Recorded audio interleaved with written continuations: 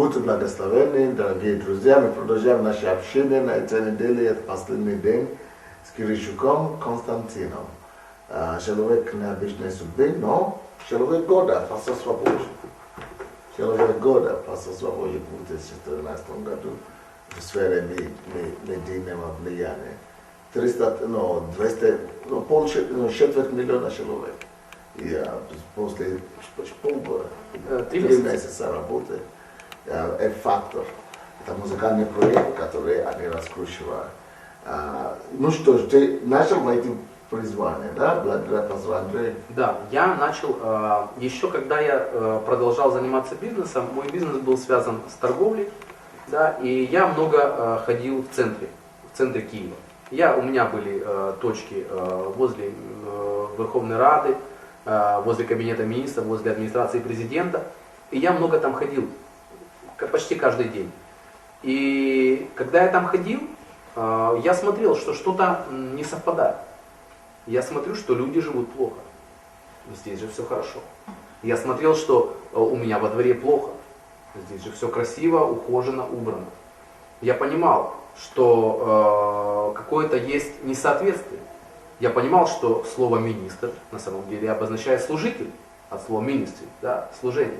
То есть каждый министр – это слуга для своего народа в определенной сфере. Министр образования – слуга в образовании. Министр ЖКХ – слуга для меня, для вас, для всех. Он слуга для нас в этом направлении. Он специально для этого поставлен. Мы за это платим налоги. И я понял, что что-то не так. Я понял, что надо что-то менять. Но я ходил и не знал, что менять. Единственное, что я мог молиться. Я ходил мимо и молился: Господь, приведи их к покаянию, пусть они все покаятся, пусть спасутся. Но я понимал, что что-то не то. Я что-то неправильно делаю. Да, я молюсь правильно, но что-то не так, что-то не то. Да. И в моем сердце все больше и больше возникало бремя за это.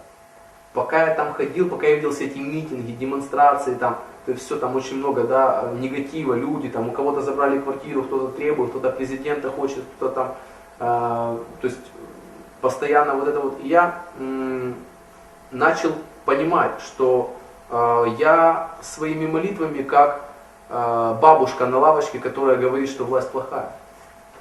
Это ничего не меняет. Конечно, это поменяло мое сердце, да. Эти молитвы изменили не тех, за кого я молился. Эти молитвы изменили мое сердце, мое отношение. И я понял, что если не я, то кто же? Я понял, что если у меня за это болит сердце, значит мне нужно что-то с этим делать. Значит, я должен быть ответом в этой земле, в этом направлении. И как раз в это время субботники, да, вот эти вот, которые я проводил, там мы убирали озера, там озеро Радужное, там залив, Княжий Затон и так далее, да, мы убирали парки, вот, и это первое, что я делал. Потом я начал заниматься объединениями совладельцев многоквартирных домами, да, жилищно-коммунальной сферой. И я тут тоже увидел, что это возможность помогать, служить людям, и это действительно то место, и та возможность, и те действия, это не просто молитва, а это действительно действия, которые вместе с молитвой могут изменить мою страну, да, они могут изменить отношение власти к людям, и они могут изменить отношение людей к власти. Но самое главное, они могут изменить самих людей, потому что власть это те же самые люди. Власть это тот же самый сантехник, который сегодня берет 5 рублей взятку. Просто это более высокий уровень. Мы достойны своей власти. Украина достойна, я достоин своего президента. Он точно отображение среза украинского общества. И парламент, и кабинет министров – это все отображение зеркальное нашего общества, собранное в 450 депутатов, да, или в 20 министров. Вот. И еще сегодня, на сегодняшний момент на что я еще ориентируюсь? Я занимаюсь объединениями совладельцев многоквартирных домов, и я увидел, что это мини-модель государства. Дом – это государство. В нем есть председатель, как президент, и правление, как кабинет министров. И большинство, которое управляет домом. Если мы, как жители дома, научимся договариваться с большинством, контролировать правление и голову правления, да, председателя, научимся жить хорошо в своем доме, в маленьком, это мини-модель Украины. Если в каждом доме люди научатся сосуществовать вместе и договариваться, и приходить к результатам, тогда вся наша страна будет построена и будет реализована, и будет правильно перераспределяться финансы, будет правильно перераспределяться возможности, ресурсы и так далее. Вот. И поэтому сейчас я нацеливаюсь на то, чтобы вот реформировать эту сферу, реформировать сферу ЖКХ, реформировать сферу. Я там сотрудничаю и с Татьяной Монтян, и с Василием Горбалем встречался. То есть, ну, много есть у меня там общих проектов, которые я стараюсь сейчас продвинуть. Да, это тяжело идет, да, это проблематично, да, люди не хотят быть ответственными хозяевами в своем доме, или мало кто хочет. Но во всяком случае, эта проблема решаемая, и ее можно решить, ее можно сдвинуть. И я знаю, что сегодня я не зря в общественном совете, сегодня я не зря имею свою общественную организацию, сегодня не зря со мной разговаривают в администрациях районных, сегодня не зря со мной разговаривают заступники министров, то есть это не зря все, то есть, потому что через это начинаются маленькие изменения. Вода камень точит. По чуть-чуть мы можем изменить многое. Вот.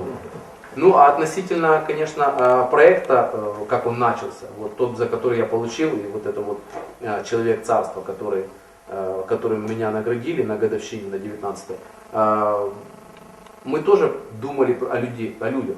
Мы тоже думали о том, что есть очень много нереализованных талантов. Мы тоже думали о том, что есть люди, которые пробовали, участвовали, у которых нет денег участвовать, но они просто хотят петь. И мы дали им такую возможность, мы дали им площадку, платформу для реализации своего таланта. Почему? Потому что те, кто победит в этом шоу, кроме призов, которые мы обещаем, мы хотим помочь их продвинуть. Это не просто возможность показать свои таланты, это возможность спродюсировать их в последующем. Это возможность продвинуть их, потому что там действительно есть талантливые люди, там действительно есть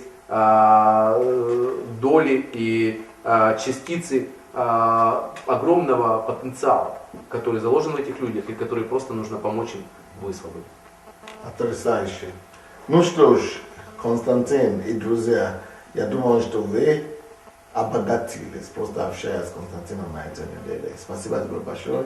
Спасибо. Я думаю, что это всего лишь знак того, что то, куда Бог тебя ведет, это там, очень высоко. Положив правильные принципы, служение людям, но не ради материальных вещей, а ради блага людям и Царства Божия, что нет предела твоему росту. Поздравляю. Спасибо. Спасибо.